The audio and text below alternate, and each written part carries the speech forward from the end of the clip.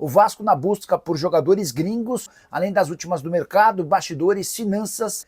Fala aí pessoal, sou Jorge Nicola, bem-vindos a mais um vídeo do canal, sempre bom ter vocês por aqui. Sem perder tempo, pedir para deixar like, se inscrever no canal e ativar as notificações. Hora de falar sobre Diego Carlos, zagueiro que foi pretendido nos últimos dias por Vasco, Santos, entre outros clubes. O brasileiro que estava jogando no futebol da Turquia está a caminho do Como, lá na Itália. Bora falar agora sobre o Vasco da Gama, que resolveu recorrer ao futebol na América do Sul para trazer reforços. O clube encaminhou a contratação de duas jovens promessas do futebol sul-americano. O primeiro deles, o volante paraguaio Brian Grance, que pertence à Olímpia, chegou a ser colocado no São Paulo. O tricolor desmentiu essa história. O outro, um meio-atacante venezuelano chamado Santos Torrealba, que pertence ao Zamora. Ambos têm 18 anos de idade e chegam por empréstimo de 1 ano com opção de compra a princípio. Ficam no time sub-20, mas podem ganhar minutos no time principal caso demonstrem qualidade. Só para completar, o Cruz Maltino também está tentando a contratação de Alan Saldívia, zagueiro uruguaio do Colo-Colo. A primeira oferta feita pelo Vasco foi de $300 mil ou R$ 1.600.000 pelo empréstimo do jogador, com opção de compra de R$ 8.100.000. Ainda não há uma resposta do Colo-Colo sobre a oferta, beleza? O Fá Dias 96, boa noite, Nicola. Quais são as novidades do Vascão? Alan Saldívia fechado e o jovem do Zamora. Saudações vascaínas. Vamos lá, Fá. Essa informação sobre o Saldívia surge no Chile. O Saldívia é um zagueiro do Colo-Colo. E a negociação, de acordo com a imprensa chilena, deu uma bela avançada, tá?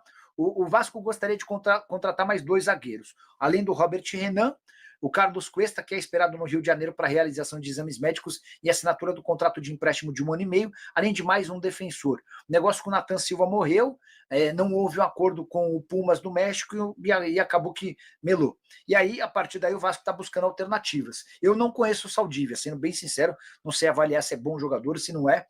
O que eu escuto falar muito bem é do Cuesta. O Cuesta parece ser bastante promissor. Não é um cara alto, não é um cara de muita imposição física, mas muito técnico, sobe bem, enfim.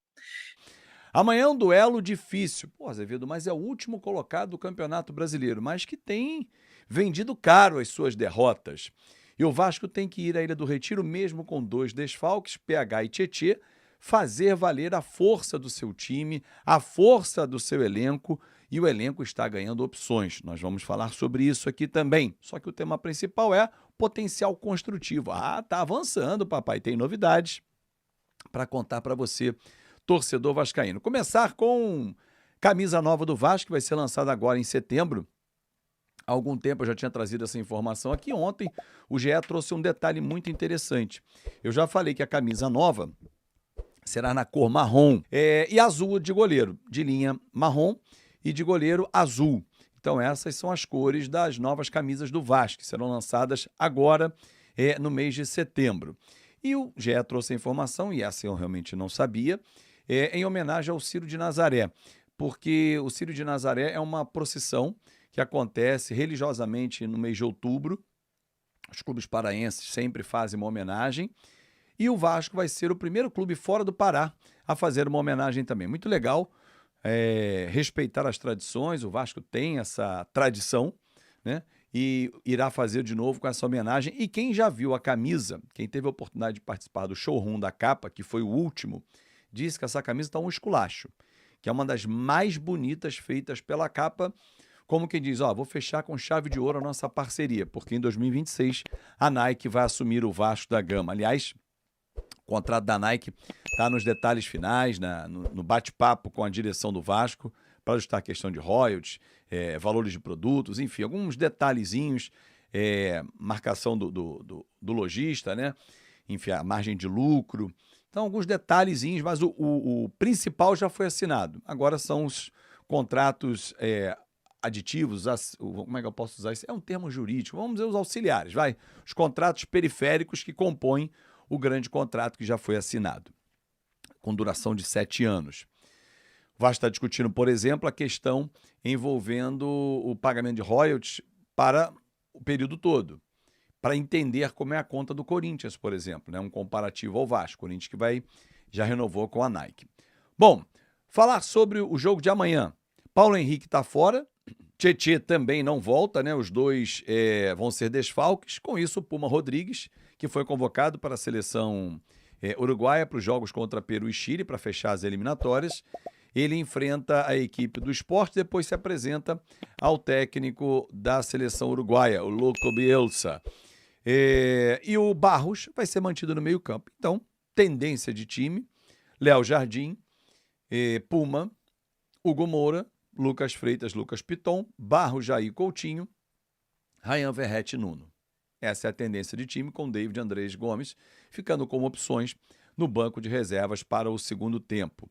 O Vasco precisa voltar a vencer no Campeonato Brasileiro, vem de 2 derrotas, goleou o Santos por 6-0 lá atrás, depois patinou diante do Juventude e diante do Corinthians também. Então, assim, o Vasco precisa somar 3 pontos. Bom, vamos falar sobre potencial construtivo. Há alguns dias eu trouxe aqui no canal, porque o presidente Pedrinho disse que já tinha um potencial investidor, né, de comprar todo o potencial construtivo. Já existia essa conversa. E essa pessoa, essa empresa, ele não quis dizer à época, tinha um prazo de 90 dias, já tinha passado alguns dias. Eu fui procurar saber e, conversando com pessoas do Vasco, fui informado que a data final, prazo final, é 15 de setembro, ou seja, daqui a 16 dias. Esse investidor ou essa empresa tem que confirmar a sua proposta. Só que eu descobri ontem que tem uma pessoa à frente dessa empresa, só não consegui descobrir o nome dela, mas é uma pessoa de um ramo gigante que domina a região da Zona Oeste do Rio de Janeiro e que está numa tratativa final e conversando, inclusive, com a família, né? Até a pessoa me disse assim, olha, só se a família der contra. Mas é uma negociação que tem tudo para caminhar, para dar certo. E, segundo eu soube, se, por um acaso, deu uma dor de barriga, acordou, o investidor falou, não quero mais, minha família não topou, tem um segundo grupo, que o Vasco startou, conversa com 2 grupos. Um avançou, e aí o Vasco segurou aquele segundo e avançou nessa negociação. Caso ela não aconteça, o segundo será reativado. Óbvio que perderia mais tempo, porque o objetivo do Vasco da Gama é fechar com esse investidor, ter o valor do potencial construtivo, ele não vai ser pago cash, porque não há necessidade, e já nos primeiros dias, né, de janeiro, começar finalmente a obra de reforma e ampliação do nosso estádio de São Januário. O projeto está já encaminhado, tendo à frente o escritório do Sérgio Dias, um projeto que vai ficar na casa de 45 a 48 mil torcedores, não vai ultrapassar isso, e acho até pela viabilidade do local faz mais sentido. Hoje a gente tem 20, você está mais que dobrando a capacidade, mas vai ser um estádio muito mais moderno, com camarotes, com receitas que o Vasco vai ter. E o melhor, o Vasco não vai, nesse momento pelo menos, se associar a nenhuma empresa construtora, como por exemplo tem o Palmeiras, que faz com que a W Torre faça shows ali e interrompa os jogos do Palmeiras.